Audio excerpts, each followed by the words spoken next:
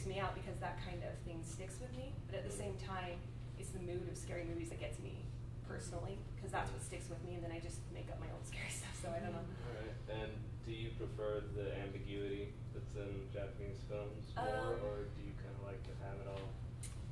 I think it depends. Well, you know what, I actually might say I kind of like, I would like a happy medium between the two, because I think that some of the explanations were unnecessary, and we could have made the connections ourselves, and that, but it is also, at the same time, I'm used to having things explained for me in our films, you know, like, oh, well, this mystery is now being solved for you, here it is, and that's, oh, that's so cool, you know, I get it now, but I don't know, so. How was the American version perceived in Japan? I don't know, that's an interesting Or was it even popular in Japan? I have no idea. I did not run into that at all. I did get a lot of, is the Japanese version popular in America? But I have no idea if they even bothered looking at it in Japan. I'm sure there are some people who did, but I don't know. That's really interesting. I think I have a comment. Okay. More than a question. Yeah, that's fine. When I started hanging out and like speak with people from Japan or Korea or China or Taiwan or around there, most of them kind of view scary movies to be a lot better when they're from like Korea, or they're much more scary to them. Oh, That's what I've that's experienced. interesting. I think. And then I don't know, they don't have as much of a like towards the movie than Hollywood. I don't know. That's. Oh, so do you prefer the Japanese? Is that what you're saying? Like, Oh, I would say Japanese. Oh, okay. But I mean, yeah, there's.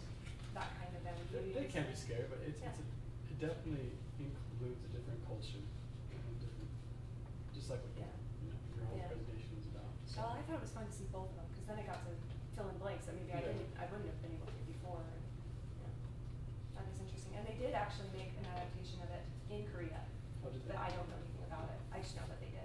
Yeah. So. Excellent questions and excellent answers. Thank you so much. I would like to give you your certificate for the giving this wonderful presentation. Thank you so much for sharing your research work with us. Yeah.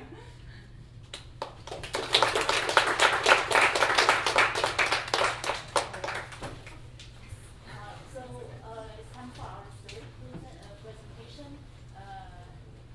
海豪和这个海豪和广明哈 ，they will present on Journey to the West, a much beloved classical text that has wide influence today.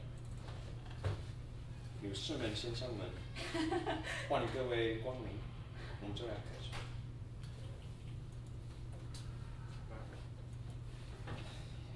Hello. Is everyone enjoying themselves? Hello. Yay. All right, where are we? We're in Utah today? Great. Push F5. How do I? Oh, F5. Thank you. I'm Isaac Allred. Spencer White.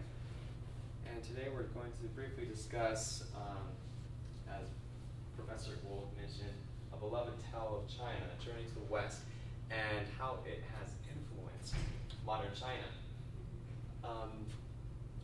And by raise of hands, how many of you have heard of the city Xi'an? Okay, so we have a variety. Have you heard of Xi'an? No? Okay, great. So we have a few people. How many of you have heard of Beijing? Okay, everyone has heard of Beijing. Good, excellent. Well, we're going to take your concept of Beijing today, and we're going to rewind 1,000 years, okay? Today we're going to talk about an ancient capital of China, which is Xi'an. And just as Beijing of today is the center of China and also vibrant, full of life, Xi'an was the same 1,000 years ago. In fact, during the Tang Dynasty, some even suggest that Xi'an was the largest city in the world. It was the golden age of China. And today we're specifically going to talk about this character right here, who was a Buddhist monk named Xuanzang. And, oh, I didn't do this. And yeah, let's change that. I guess I'll come over here so you don't have to Okay. football. Anyway. But in order to understand the story, we also have to understand some brief geography. The Silk Road opened China to the world, and it connected Xi'an, or the ancient city of Chang'an, was the eastern extremity of the Silk Road. It even went down into India, and it went all the way to Istanbul. And also at this time, you have to understand that China viewed itself as the center of the world, or the Middle Kingdom. In fact, that's the name China uses today, 中国, Yeah. indicating that they still believe they're kind of the center of the world, which isn't a bad thing. They can think what they want. But also, just some fun facts, just to emphasize the importance of the commerce between the East and the West. The word used today in Chinese for items, goods, or things is 东西, which is directly translated to East and West, which means only in the city of Chang'an, or modern-day Xi'an, you can see this pagoda right there, could you have items available both in the East and the West. And this pagoda right here is central in the story of Journey to the West. And it's called the Wild Goose Pagoda. Today, they actually have the largest water fountain and also light show in all of Asia, right there next to the Wild Goose Pagoda. So with that context, let's talk about Journey to the West. So, who's actually heard of Journey to the West? Anybody here? So, Guolaoshin, according to you, what's Journey to the West? What's the basic definition of Journey to the West is? I think my version is less imaginative, just a kind of factual, classical linearity Chinese novel, using metaphorical images of animals or transformed human beings who are searching for success through a journey. Awesome, thank you. Yeah, Journey to the West is classic Chinese literature. And as Guolaoshin mentioned, it's about a fellowship. A monk as well as a few animals who go searching for the Buddhist scripture to bring back to China. Maybe our Western equivalent of Journey to the West would be the writings of Shakespeare or the original Tale of King Arthur. They're written about the same time, the 1500s. Journey to the West was written by a man named Wu Chang'an. And actually, I wanted to just talk about a few of the main characters. There are 5 main characters, but 3 of them are mentioned in broader detail than the other 2. One of the main characters is Xuanzang, or the monk. He is kind of the example of the ideal Buddhist. He's very pious. He follows the Buddhist guidelines to a T. Does exactly what he thinks he should do. He's very humble. He's very humane, simple, and wise. The next character I wanted to mention was the Monkey King. He's perhaps the most popular character from Journey to the West. He, as written, he's deceptive, arrogant, and powerful. He actually came from very, very humble beginnings. Near the beginning of Journey to the West, it's talked about that he was a member of a clan of monkeys, and somehow became their king, and they formed a small government and found a little cave. And he kind of built his way up to greatness from there. By the end of the novel, he's reached Buddhahood. I just wanted to mention, this is the same actor as Hitman. Oh. I believe this movie's in production right now. So we have affinity here, connection. And the third character we wanted to mention is Bajie the pig. As you can see by the picture, he is very pig-looking. He also has a lot of characteristics of a pig when we think about a pig. He's very passionate. He cares very much about food, about women. He's always letting that kind of distract him. he's also very loyal, honest, and he cares about the people that he's working with. And one of the interesting things about Journey to the West is there's these three characters, and they kind of represent three different lifestyles.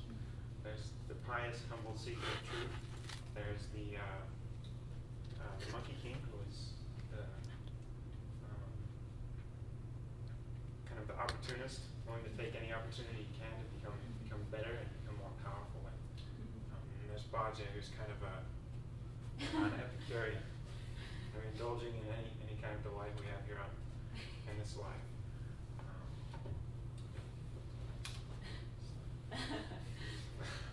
I just had to throw this in for a personal connection. It's me, believe it or not, and that's the wild piece of pagoda in the back.